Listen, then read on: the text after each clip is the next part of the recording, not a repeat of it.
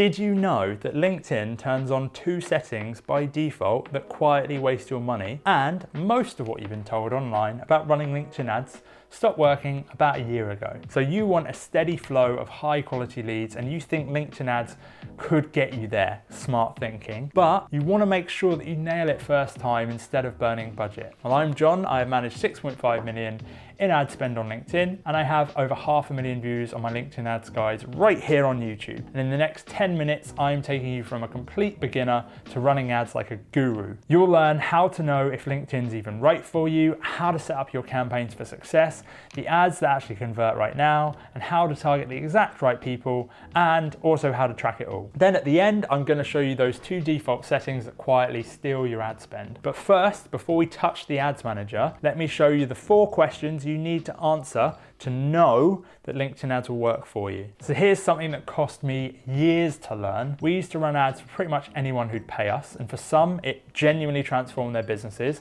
and for others, no matter how good the ads were, no matter how hard we tried, we could not make them land. Eventually I found out why. You see, LinkedIn ads are not a magic pill for your business. They are just a scaling mechanism for an offer that already works. They're a multiplier, and multiplying 0 gives you 0. So before you spend a single thing, you need to answer yes to these 4 questions. 1. Does your service cost at least $5,000, but ideally $10,000 and up? The average cost to acquire a client is usually somewhere between $1,500 to $4,500. There can be variance in that, but depending on your offer and your audience, that is. So just pure economics, you need a product or service that's highly priced to allow for that cost of acquisition. 2, can you already win clients beyond your network and referrals? So think cold emails, content outreach, literally anything. If the answer is no, then congratulations, you have a warm offer, not a cold one, and ads won't fix that as they scale cold offers. 3, do you actually know your ideal customer from real sales data? Not, we're thinking about targeting. I hear that one constantly. 4, does your audience actually hang out on LinkedIn? It sounds obvious, but for example, Amazon store owners might have profiles, but they live on other platforms. So if your people aren't there, just advertise where they are. It's fine that that's not LinkedIn. If you pass this test, then you're ready to build. So let me show you how, because the way most people are still told how to set up a LinkedIn ads account died about a year ago. Now, a couple of years ago, the strategy was really simple. You just run an ad, you send people to a landing page, and you ask them to book a call. And honestly, it worked pretty well. Then this past year, that approach fell off a cliff. People are way more skeptical than ever, and in B2B, you need a higher level of trust before you ask for a sale or even a call. On top of that, the tactical elements, things like objectives you choose and the way you structure ads, has also shifted. So there's been a strategic change and a tactical shift, which I'm going to talk you through all of that in a minute. But here's what I'd set up today, and it is stupidly simple. First, the layout of the LinkedIn Ads Manager.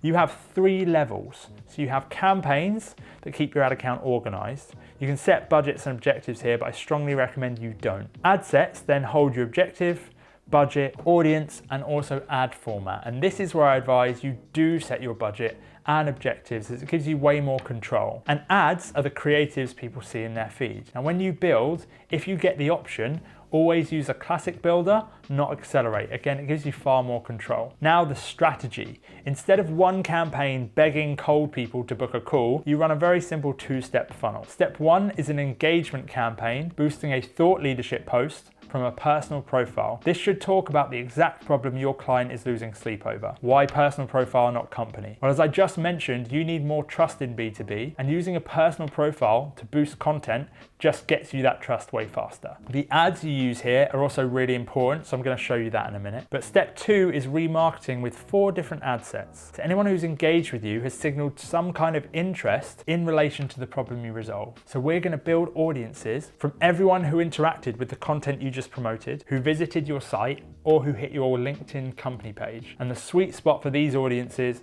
is usually 60 days. Any less and you can restrict your audience size. Any longer and you may find that they become less engaged as they've either resolved the problem that you help with, or maybe they've moved on to another problem. So we run ads back at these people with 4 ad sets, each with a different creative type: image, video, text, and message ads. Now the structure is the easy bit, but if you pour the wrong ads into a great structure, it still won't work. And that's what most people actually just do. So let me show you the ads that actually convert, because it's actually kind of counterintuitive. Now I have audited hundreds of companies running LinkedIn ads. And I've also spent 3 years testing new ad creatives on a weekly basis with millions in ad spend. That helped me learn what actually worked, but it also revealed that most companies are just making 2 pretty simple mistakes. So here's what those mistakes are and how I build the ads for each stage of that funnel. First thing to know is you need to split the way you approach ads depending on your audience, whether it's warm or cold. For the cold audience up top, pain wins. You literally just say their pain back to them in their own words, almost like a therapy session. If they realize you know their pain better than anyone else, then the likelihood that you have the solution follows on from that logic. And that is the first mistake people fall for. Most people make all the ads self-centered instead. So like a video ad where the first 5 seconds is a slow reveal of their logo and then just a monotone voice that explains very logically what it is you do. That logic doesn't work on a cold audience. Emotional pain does. Now for the warm audience, your remarketing. Now you can talk about your offer, but proof is what matters most. You need to show your audience what your offer is and that you can deliver on that promise. So testimonials, screenshots of results, simple guides showing how it works. Next on style, and this is the second mistake everyone makes, make it look nothing like an ad. So a phone selfie will beat a polished graphic pretty much every time. A quickly put together meme will outperform your perfectly branded graphic. It does feel counterintuitive, and I know you want it to look professional because it's B2B and your audience is different to everyone else this video must be targeted at, but trust me, everyone says this, and millions of ad spend in testing over multiple years says otherwise. Now, perfect ads in front of the wrong people just means showing your masterpiece to interns instead of CEOs, which is actually a very, very common slip up that most people make with their targeting. So let me show you how to get the right targeting so you only show ads to high quality prospects. Now, the way we used to get information on who we were targeting in campaigns for a client was to sit on a call and ask them, who is your ideal client? And then they would tell us, oh, we usually go after XYZ industry and we target XYZ job titles. But then we kept running into this issue where ad campaigns just weren't really getting off the ground. Now, the good news is that your ad's effectiveness depends on just 2 very, very basic factors. First is your offer, and the second is your audience. I'm going to talk about offers at the end of the video. But when it comes to the audience on LinkedIn, you need to target your exact ICP. So the issue with just kind of vibing who to target by self-reporting industries and job titles is that you're probably very slightly wrong. I'm just going to continue. You may not actually understand the exact buyers and how their companies are categorized on LinkedIn. And more commonly, you might start to add in industries or job titles of people who you would like to target, but who haven't actually ever bought from you. So I wanted to find out a more reliable way to build out audiences in the LinkedIn Ads Manager. Good news, I figured it out, took me way too long to do so, but it is insanely simple. And by implementing this method, we saw campaigns with the exact same funnel, same ads, same landing pages, in some instances double or triple their performance in a matter of days. First, pull the LinkedIn profiles of leads that have already closed, the real paying clients, not who you hope will buy. And only do this for paying clients of the exact service or offer that you are promoting in your ads. Now for each one, note what LinkedIn shows as their job title, company industry as described on their associated LinkedIn company page, company size and location, and drop all of that into a Google Sheet. Now you can get AI to analyze this data for you, which is really helpful, but when it comes to building your audiences, you only target job titles, industries, company sizes that appear on this list. And here is the tip. Only target them if they show up frequently. So if you have 20 companies listed as marketing and only 1 listed as a not-for-profit, forget about the non-profit. Then I advise for your cold audience, building 2 different ad sets, each targeting those same people in a very slightly different way. For example, one ad set targets by job title, and the other could target by job function and seniority. And a quick note on targeting, use and, not or, when building your audiences. A seniority of director and the function of HR literally means director in HR, but or means every director on the platform, so director of operations, marketing, sales, plus everyone in HR, regardless of their seniority. So the HR intern who started on Tuesday. You test 2 audiences with 2 ad sets with the same ads in each one, and one of those will win. If you don't test, you are just gambling. And some quick fire tips. Your audience should ideally land between 50,000 and 500,000. There are exceptions, but that's the general rule. If you're in the millions, you've gone too broad, or you've slipped an or in somewhere. For those initial campaigns, use engagement as an objective, and for your remarketing, use brand awareness. You also need a minimum of $50 per day per ad set to be competitive.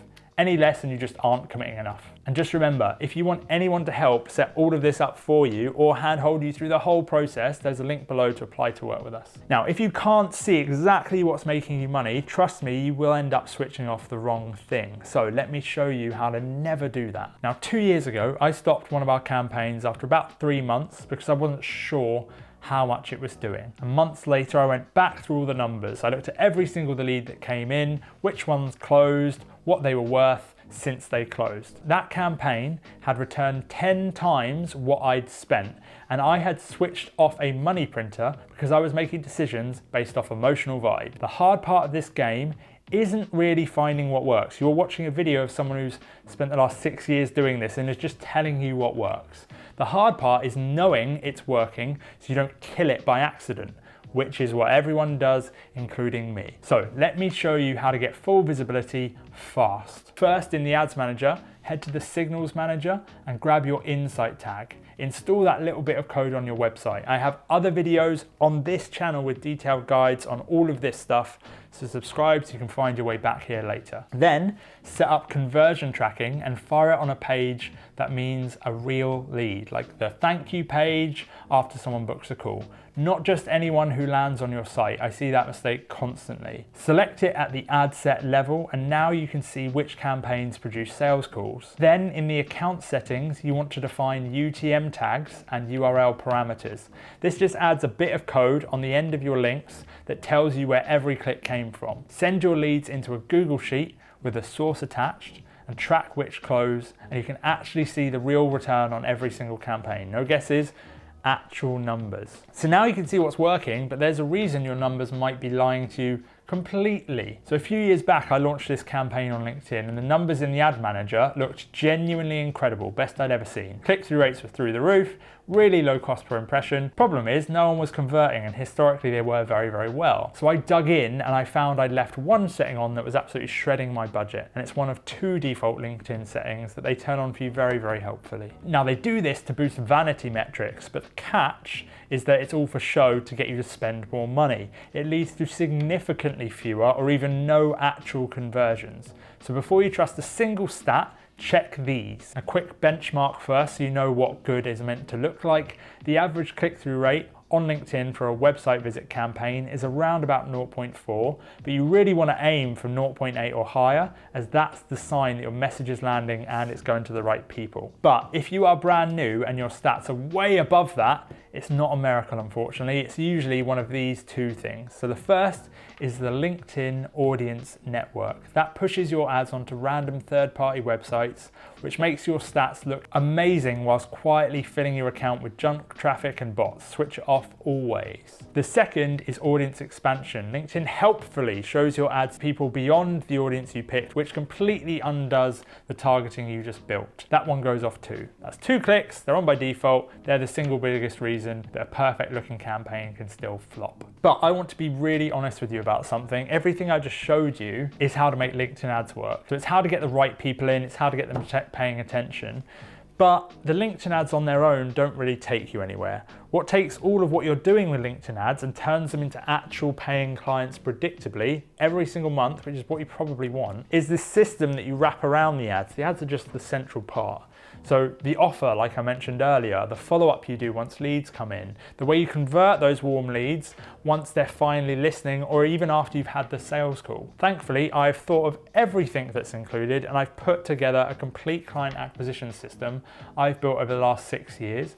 It's called the Controlled Growth Framework, and it's how every piece of this fits into one machine that runs on autopilot. You can see the entire system, good news, for free right now just by clicking on that video right there, or if you'd rather we just set all of it up for you. There's a link to apply to work with us below. Either way, I'll see you really, really soon.